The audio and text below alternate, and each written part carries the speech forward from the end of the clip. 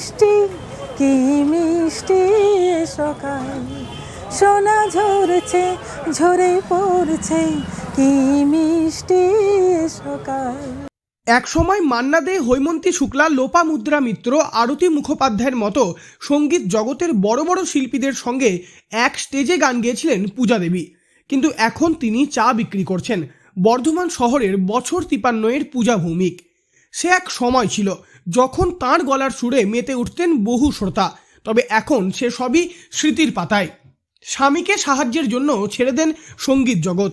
বর্তমানে এই পূজা ভৌমিক তার স্বামীকে সাহায্যের জন্য গান ছেড়ে বিক্রি করছেন চা। বর্ধমান শহরের নার্স কোয়ার্টার মোড়ে পূজা দেবী এবং ওনার স্বামী বিজন ভৌমিকের একটা চায়ের দোকান রয়েছে। স্বামী স্ত্রী দুজনেই মিলেই কোনো রকমে এই ব্যবসা শুরু করেছেন। আগে যখন পূজা দেবী বিভিন্ন জায়গায় স্টেজ পারফরমেন্স করতেন তখন ওনার স্বামী ওনাকে নিয়ে যেতেন, কিন্তু হঠাৎ অ্যাক্সিডেন্টের কারণে পা ভেঙে যায় ওনার স্বামীর। তারপরই হয় ছন্দপতন। পূজা দেবীকে আর প্রোগ্রামে নিয়ে যেতে পারতেন না বিজনবাবু। কোনো রকমে দোকানে এসে বসতেন তিনি।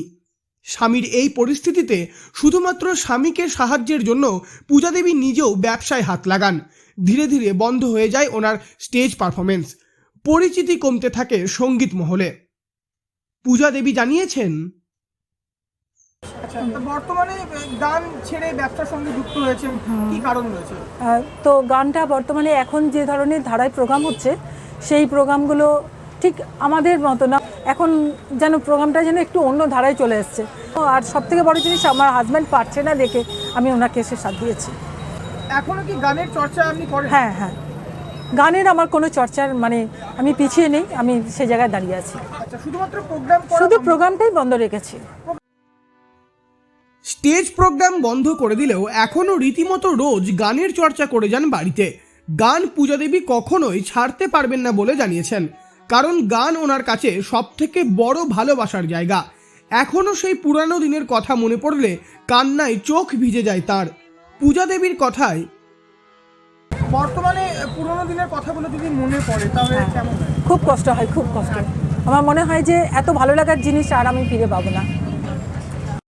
এখন ব্যবসা নিয়েই ব্যস্ত থাকেন পূজা দেবী। রকমারি ধরনের চা তিনি বানাতে পারেন, যেমন মালাই চা, ফ্লেভার চা, অন্যান্য। ভালো চা বানিয়ে খরিদ্দারদের খাইয়ে তিনি এখন সন্তুষ্ট হন। তার গোপন প্রতিভার কথা কাউকে কখনো তিনি বলেন না। সব দুঃখ কষ্ট মনের মধ্যে রেখে দোকান নিয়েই তিনি পড়ে থাকেন। ওনার কাছে আসা খরিদ্দাররাও কখনো ওনার এই গোপন প্রতিভার কথা শোনেননি। লোকাল 18-এর ক্যামেরার সামনে গান শুনে এক খরিদ্দার বলেন, বলছি আপনি কি দোকানে প্রথম চা খাচ্ছেন, এর আগেও খেয়েছেন? না, এর আগেও আমি অনেকবার এসেছি, চা খেয়েছি। এই দোকানে যে মহিলা রয়েছেন উনি যে এত সুন্দর গান করেন, ওনার একটা প্রতিভা রয়েছে, এটা কি আপনার জানা ছিল? না, জানা ছিল না। আমি এই প্রথম দেখলাম, শুনলাম ওনার মুখ থেকে যে উনি খুব ভালো গান করেন এবং গানের জগৎ ছেড়ে দিয়ে যে আজকে ইনি এই নতুন ব্যবসায় এসছেন। কি মনে হয় যে এরকম প্রতিভা কি সামনে আসা, সকলের সামনে আসাটা কি উচিত? অবশ্যই অবশ্যই। তখনকার দিনের, আগেকার দিনের যে সমস্ত স্বর্ণালী যে সমস্ত গানগুলো রয়েছে, সেই গানগুলো যদি উনি আবার আমাদের সামনে তুলে ধরতেন, আমরা খুব আনন্দ পেতাম।